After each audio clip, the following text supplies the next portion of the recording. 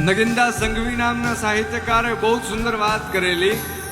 એમણે કીધું કે દીકરો છે ને એ ગમે એવડો મોટો થઈ જાય ને પણ પોતાના બાપનો બાપ ન બની શકે, પણ દીકરી છે ને થોડીક મોટી થાય એટલે પોતાના પિતાની માં બની જતી હોય છે. એ દીકરી છે ને એ પોતાના બાપની માં બની જાય, કારણ કે એ પિતાને પોતાની દીકરી અંદર માતાની છબી દેખાતી હોય, માની છબી દેખાતી હોય.